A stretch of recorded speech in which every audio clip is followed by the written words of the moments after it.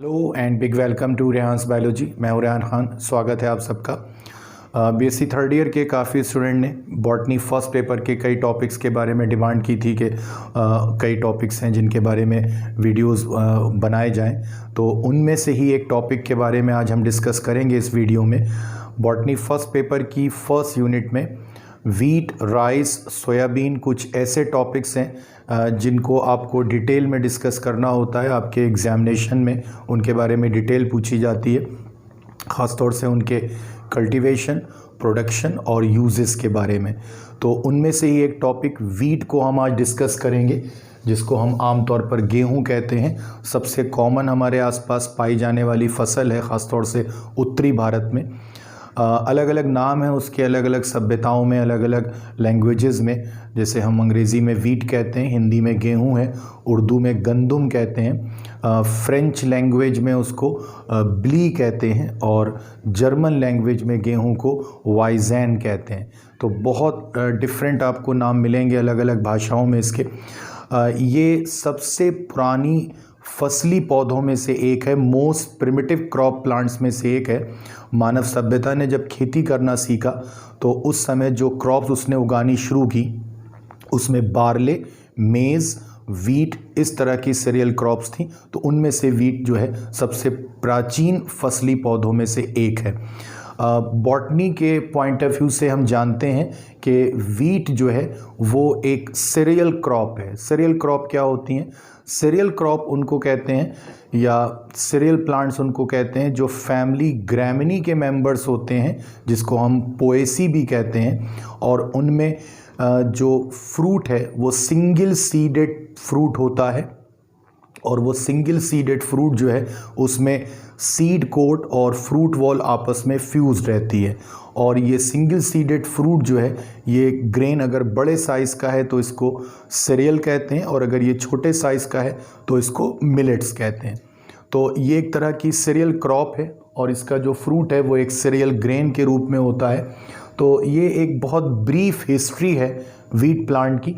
और इसके अकॉर्डिंग जो वीट है, गेहूं जो है, वो एक ऐसी सीरियल ग्रेन क्रॉप है जो लिवेंट रेंज में कल्टीवेट कराई गई थी सबसे पहले, और लगभग आज से 9600 साल पहले उसकी खेती होती थी। ये अगर आपके लिए नया शब्द है तो इसके बारे में जान लीजिए। लिवेंट रेंज जो है वो ऐसे पहाड़ी क्षेत्र के बारे में कहा जाता है ज्योग्राफी में, जिसमें आधुनिक जॉर्डन, सीरिया, इराक, लेबनान ये देश शामिल हैं, जिसको मध्य पूर्व का कुछ भाग जिसको माना जाता है अब। तो उसी जोग्राफिकल एरिया में लिवेंट रेंज जो है, लिवेंट पहाड़ियाँ जो हैं, वो ऐसा भौगोलिक क्षेत्र माना जाता है जहाँ सबसे पहले गेहूं की खेती की गई थी। शायद कुछ लोग उसको आधुनिक तुर्की के आसपास का एरिया भी मानते हैं। तो फिलहाल ये जो मध्य एशिया का जो भाग है वो ऐसा भाग है जिसमें गेहूं की खेती आज से 9000 साल पहले की गई थी, वहीं से शुरुआत मानी जाती है। इसके अलावा कुछ और जगह से भी उसके बारे में सबूत मिलते हैं। इजिप्टियन मॉन्यूमेंट्स, यानी कि जो इजिप्ट में, मिस्र में जो स्मारक या मॉन्यूमेंट्स पाए जाते हैं जिनको आमतौर पर हम पिरामिड्स कहते हैं, उसमें भी दाशूर एक शहर का नाम है इजिप्ट में, जहाँ पर बहुत फेमस एक पिरामिड है।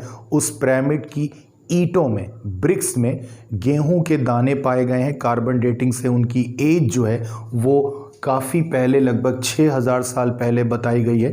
तो इजिप्ट में भी इसका मतलब कई हज़ार साल पहले, ईसा से कई हज़ार साल पहले गेहूं पाया जाता था, उसकी खेती की जाती थी। वहाँ पर जो पेंटिंग्स पाई गई हैं उन मॉन्यूमेंट्स में, उनमें भी गेहूं की बालियों को दिखाया गया है ड्राइंग में। तो उस समय के लोग जो थे, कई हज़ार साल पहले के लोग परिचित थे गेहूं से और उसकी खेती से। चाइना में भी Chinese grow it 2700 BC and considered it as direct gift from heaven। तो चाइनीज़ लोग जो थे वो भी गेहूं की खेती करना जानते थे, और उनके लिटरेचर के अनुसार, उनके साहित्य के अनुसार ईसा से 2700 वर्ष पूर्व, 2700 BC, 2700 वर्ष पूर्व ईसा से चाइना में बहुत बड़े पैमाने पर गेहूं की खेती की जाती थी। उसके प्रमाण जो हैं उनके साहित्य में पाए जाते हैं। और इसके अलावा प्राचीन चीन में जो लोग खेती करते थे गेहूं की या उसको इस्तेमाल करते थे, वो इसको सीधे स्वर्ग से आया हुआ गिफ्ट या उपहार मानते थे, यानी कि ये एक दैवीय फसल मानी जाती थी और बहुत ज़्यादा उसका धार्मिक महत्व भी था। AP डी कैंडोल साहब जो थे, जिन्होंने पहली बार टैक्सोनॉमी शब्द दिया था, उन्होंने एक किताब भी लिखी थी, ओरिजिन ऑफ कल्टिवेटेड प्लांट्स। इसी फेमस किताब में उन्होंने माना है that original home of wheat is Mesopotamia, strong evidences that India में home of some form of wheat. तो AP डी कैंडोल साहब ने अपनी किताब ओरिजिन ऑफ कल्टिवेटेड प्लांट्स में माना है कि मेसोपोटामिया जो है वो वीट का ओरिजिनल होम हो सकता है, यानी कि गेहूं का मूल उत्पत्ति स्थान जो है वो मेसोपोटामिया हो सकता है।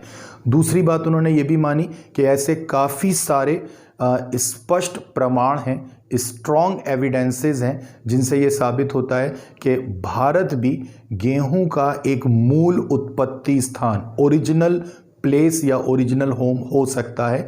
कुछ जो टाइप हैं वीट की, उनका जो है ओरिजिनल होम भारत भी हो सकता है। जो लोग ये मानते हैं कि भारत में भी उत्पत्ति हुई थी गेहूं की, तो उनके अनुसार जो सिंधु सभ्यता थी, इंडस सिविलाइजेशन थी, वो सेंटर था, वो केंद्र था गेहूं की खेती का।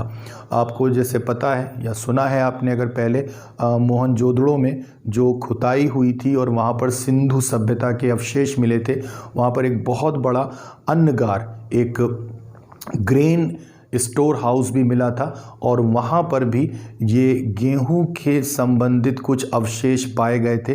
तो माना जाता है कि सिंधु घाटी के लोग गेहूं से परिचित थे, उसकी खेती करते थे, उसको इस्तेमाल करते थे। तो अगर भारत गेहूं के ओरिजिन सेंटर में से एक है, तो डेफिनेटली गेहूं की ओरिजिन जो है भारत में वो सिंधु प्रदेश में या सिंधु घाटी क्षेत्र में हुई थी।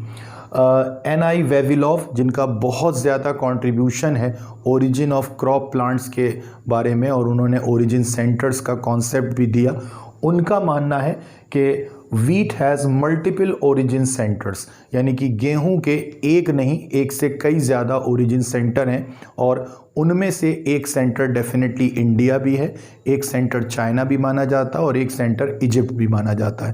तो मल्टीपल ओरिजिन सेंटर्स वीट के माने जाते हैं। तो ये एक छोटी सी ब्रीफ हिस्ट्री है, इससे हमें पता चलता है कि वीट जो है वो एक प्रिमिटिव क्रॉप है, प्री हिस्टोरिक टाइम से उसका कल्टीवेशन हो रहा है, प्रागैतिहासिक काल से उसकी खेती की जा रही है और जो मानव जाति ने सबसे पहले खेती करना सीखा, उस समय जो फसली पौधे मानव जाति के लिए जो उपलब्ध थे, उनमें से एक पौधा गेहूं का भी था। इसके अलावा जिनके बारे में लोगों का मानना है कि और कौन से पौधे उस समय मानव जाति ने उगाना शुरू किए थे, किनकी खेती शुरू की थी, तो उसमें बार्ले, पी, मेज़, ये सबसे ज़्यादा प्राचीन फसली पौधे माने जाते हैं और गेहूं भी उसी में शामिल है। इसके अलावा जो हम उसकी बॉटनी की अगर बात करें तो वीट जो है वो जीनस ट्राइटिकम को बिलोंग करता है, यानी कि बॉटनिकली जो है वीट की जीनस ट्राइटिकम है, जिसकी कुल 18 स्पीशीज़ हैं, 18 स्पीशीज़ हैं और क्रोमोसोम नंबर के बेसिस पर इन स्पीशीज़ को 3 कैटेगरीज़ में बांटा गया है। एक कैटेगरी है डिप्लॉयड स्पीशीज़ की, जिसमें क्रोमोसोम नंबर 14 है और इसमें जो स्पीशीज़ शामिल हैं उसमें ट्राइटिकम मोनोकोक्कम, ये सबसे इम्पॉर्टेंट स्पीशीज़ है। टेट्राप्लॉयड स्पीशीज़ की कैटेगरी वो है जिसके मेंबर्स में डिप्लॉयड नंबर 28 है और इसमें सबसे इम्पॉर्टेंट स्पीशीज़ जो है वो ट्राइटिकम ड्यूरम है। हेक्साप्लॉयड जो स्पीशीज़ हैं, ये सबसे कॉमन, सबसे बड़े पैमाने पर उगाई जाने वाली स्पीशीज़ हैं ट्राइटिकम की और इनमें डिप्लॉयड नंबर 42 होता है और इसमें ट्राइटिकम एस्टिवम, जिसको आमतौर पर ब्रेड वीट कहते हैं, पूरी दुनिया में सबसे ज़्यादा यही उगाया जाता है गेहूं, ख़ासतौर से भारत में। तो ट्राइटिकम एस्टिवम जो है ये एक हेक्साप्लॉयड स्पीशीज़ है। ये जो क्रोमोसोम नंबर के बेस पर कैटेगरीज बनाई गई हैं, तो ये माना जाता है कि ट्राइटिकम की जो स्पीशीज़ डेवलप हुई हैं वो एक वाइल्ड ग्रास थी, एजिलोप्स कहते हैं उसको, उसके साथ में नेचुरल हाइब्रिडाइजेशन और उसके बाद सिलेक्शन और म्यूटेशन के कारण जो अभी हम देखते हैं वीट की वैरायटीज़ और स्पीशीज़ वो डेवलप हुई हैं। और उन्हीं में जो बेसिक नंबर था एजिलोप्स में और जो प्रिमिटिव ट्राइटिकम जीनस थी उसका बेसिक नंबर था 7, क्रोमोसोम नंबर बेसिक उसका 7 था। और जब उनके बीच में नेचुरल हाइब्रिडाइजेशन हुआ, म्यूटेशन हुआ, तो वो नंबर जो था मल्टीप्लाई होता गया, पॉलीप्लॉइडी डेवलप हुई और उसके बाद जो कल्टीवेटेड स्पीशीज़ तैयार हुई वो अपने एंसेस्टर्स के बेसिक नंबर यानी कि क्रोमोसोम नंबर 7 जो बेसिक नंबर था उसके आधार पर उनमें क्रोमोसोम नंबर जो है वो डिप्लॉयड, टेट्राप्लॉयड और हेक्साप्लॉयड डेवलप हुआ। तो ट्राइटिकम एस्टिवम जो है ये मोस्ट कॉमन और मोस्ट कल्टीवेटेड स्पीशीज़ है इंडिया में कम से कम, और ये एक हेक्साप्लॉयड स्पीशीज़ है। कुल 18 स्पीशीज़ हैं ट्राइटिकम जीनस की, लेकिन उसमें से 5 जो हैं वो इंडिया में बहुत ज़्यादा बड़े पैमाने पर ग्रो कराई जाती हैं। और उसमें से ट्राइटिकम एस्टिवम ये नॉर्थ इंडिया में बहुत कॉमन है, ट्राइटिकम ड्यूरम ये सेंट्रल इंडिया में, मध्य प्रदेश का जो रीजन है वहाँ पर बहुत कॉमनली ग्रो कराई जाती है, और ट्राइटिकम डाइकोकम ये साउथ इंडिया में बहुत ज़्यादा ग्रो कराई जाती है। लेकिन कंपैरेटिवली साउथ इंडिया में वीट प्रोडक्शन जो है वो बहुत कम होता है। मैक्सिमम वीट प्रोडक्शन जो है भारत में वो सेंट्रल और नॉर्थ इंडिया में होता है, यानी कि उत्तर प्रदेश, हरियाणा और मध्य प्रदेश और बिहार और झारखंड का जो रीजन है इसमें सबसे ज़्यादा प्रोडक्शन होता है, और उसमें भी ट्राइटिकम एस्टिवम सबसे कॉमन स्पीशीज़ है।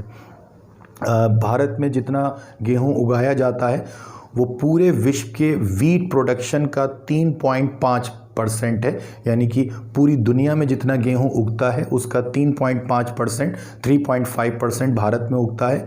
भारत में जितनी भी सीरियल क्रॉप्स ग्रो करती हैं उनमें से वीट का प्रोडक्शन लगभग 10% है, यानी कि जितने भी सीरियल क्रॉप की खेती की जाती है भारत में उसमें से 10% हिस्सा जो है वो वीट का है।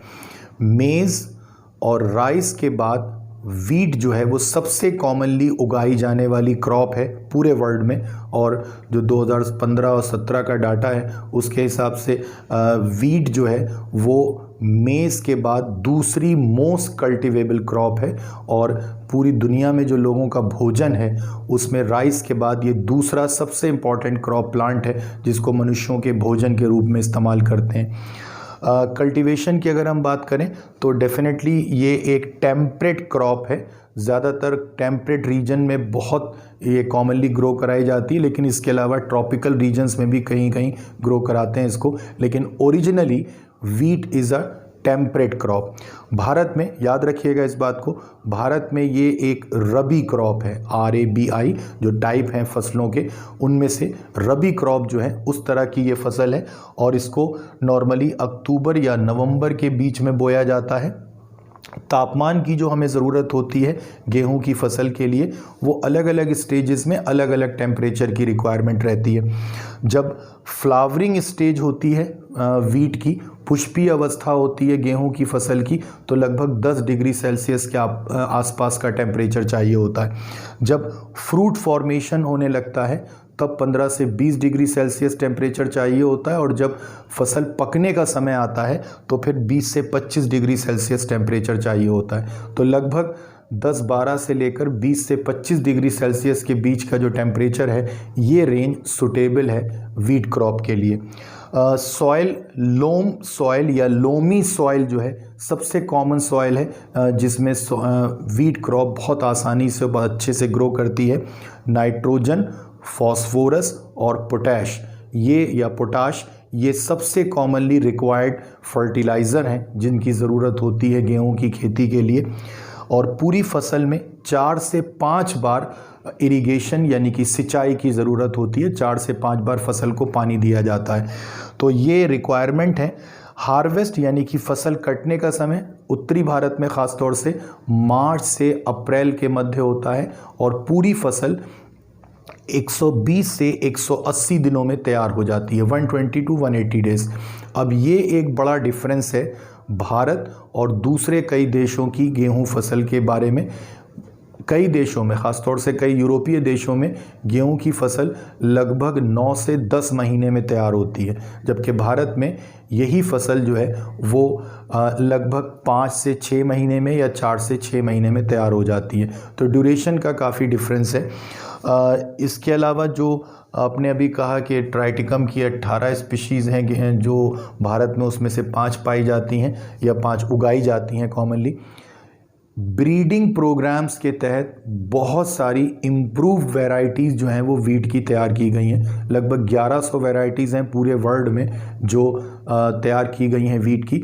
अधिकतर उसमें से मैक्सिको में जो वीट एंड मेज़ इम्प्रूवमेंट रिसर्च इंस्टीट्यूट जो है वहाँ पर तैयार की गई हैं, और उनमें सबसे पॉपुलर हैं डार्फ वैरायटीज़, बौनी प्रजातियाँ। नॉर्मली 30-40 साल पहले या और उससे पहले, करीब 50 साल पहले, भारत में जो गेहूं की प्रजातियां उगाई जाती थीं वो बहुत लंबी होती थीं, ग्रेन छोटे साइज़ के होते थे उसमें। बाद में मैक्सिको से डार्फ वैरायटीज़ लाई गई, उनको उगाना शुरू किया गया, और वो बौनी प्रजातियां थीं, उनमें ग्रेन बड़े साइज़ के और घने आते थे। फिर उन वैरायटीज़ का भारत की देसी वैरायटीज़ के साथ क्रॉस करा के कुछ नई वैरायटीज़ तैयार की गई, जिनमें डिजीज़ रेसिस्टेंस पाया जाता था, ख़ासतौर से रस्ट डिजीज़ के लिए। इसके अलावा उनके अंदर सैलिनिटी का रेसिस्टेंस था। मैच्योरिटी उनकी जो थी वो घट गई थी, मैच्योरिटी पीरियड कम हो गया था, जल्दी फसल तैयार हो जाती थी। प्रोटीन कंटेंट उनका बेहतर हो गया था, प्रोटीन की मात्रा उनमें बेहतर हो गई थी। तो इन सारे इम्प्रूव्ड कैरेक्टर्स के बेसिस पर काफ़ी सारी नई इम्प्रूव वैरायटी जो थी वो या तो सीधे मैक्सिको से लाकर यहाँ उगाई गई, या उनका लोकल वैरायटीज़ के साथ क्रॉस कराकर और फिर एक नई वैरायटीज़ तैयार की गई।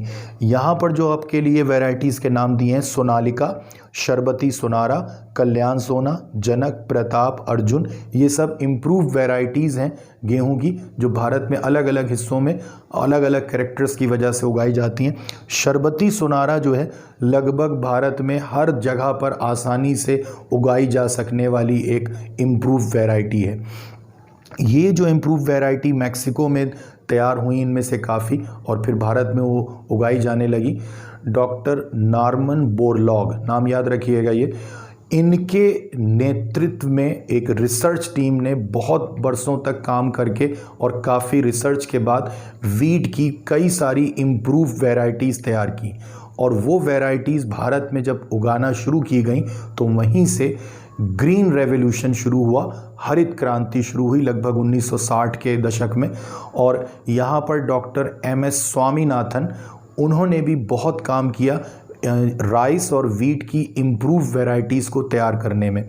तो आप याद रखिएगा, डॉक्टर MS स्वामीनाथन को भारत में ग्रीन रेवोल्यूशन का फादर या हरित क्रांति का जनक माना जाता है, और डॉक्टर नॉर्मन बोरलॉग को विश्व स्तर पर ग्रीन रेवोल्यूशन का फादर या हरित क्रांति का जनक माना जाता है। तो मैक्सिको से लाई गई जो इम्प्रूव्ड वैरायटीज़ थी, उनकी वजह से भारत में गेहूं की फसल में बहुत वृद्धि हुई, और अब जो हम अपने आसपास देखते हैं गेहूं की खेती, अधिकतर वो इम्प्रूव वैरायटीज़ की खेती है, और उनमें से काफ़ी सारी जनक, प्रताप, अर्जुन, UP 31, UP 301, इस तरह की बहुत सारी इम्प्रूव वैरायटीज़ हैं गेहूं की, जो भारत में ही विकसित की गई हैं, भारतीय दशाओं या भारतीय मौसम या भारतीय जो भौगोलिक परिस्थितियां हैं उनके लिए, उनके अनुसार, और बहुत बड़े पैमाने पर उनकी खेती की जाती है।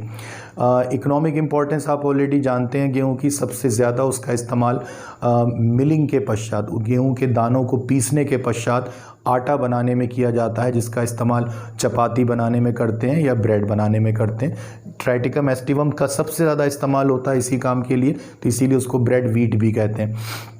इसके अलावा जो वीट ग्रेन्स हैं उनका फर्मेंटेशन कराकर उनसे अल्कोहल प्राप्त किया जाता है, और उसका इस्तेमाल बियर और वाइन बनाने में किया जाता है। इसके अलावा जो वीट ग्रेन से स्टार्च प्राप्त होता है, उसका इस्तेमाल टेक्सटाइल इंडस्ट्री में किया जाता है। तो बहुत वेरीड नेचर की इकोनॉमिक इंपॉर्टेंस है, लेकिन मेन इकोनॉमिक इंपॉर्टेंस जो है वो ग्रेन्स के फ्लोर यानी कि उसके दानों का आटा बनाकर उसका इस्तेमाल चपाती या ब्रेड बनाने में किया जाता है, वो सबसे बड़ी उसकी इंपॉर्टेंस है।